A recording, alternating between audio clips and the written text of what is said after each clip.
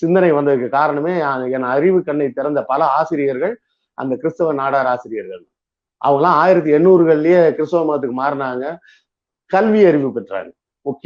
முக்கியமா கல்வி அறிவு பெற்றாங்க. 19ஆம் நூற்றாண்டிலேயே கல்வி அறிவு கிடைச்சதுன்னா அவங்க கிறிஸ்தவ மதத்துக்கு மாறினதுனாலதான் கிடைச்சது. என்னடா இவ்வளவு தூரம் நேரா கிறிஸ்தவ மதத்தை பாராட்டி பேசுறேன்னு? எல்லா மதத்தையுமே பாராட்டி பேசுவாங்க. நீங்க இந்து மதத்தையும் பாராட்டி பேசுறேன், நீங்க எல்லாத்தையும் மாத்துங்க, பாராட்டி பேசும். நீங்க முதல்ல சாதியை ஒழிச்சு கட்டுங்க, உடனே ஜாதி சர்டிபிகேட் ஒழிப்போன்னு வராது. ஜாதி சர்டிபிகேட் அங்கதான் இருக்கும்.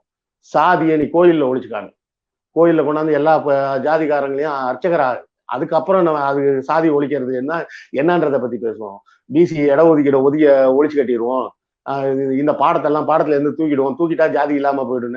என் வெள்ளைக்காரன் வர்றதுக்கு முன்னாடி பேப்பர்லாம் கண்டுபிடிக்கிறதுக்கு முன்னாடி ஜாதி எங்க இருந்தது? ஜாதி அங்கேயேதான் இருந்தது.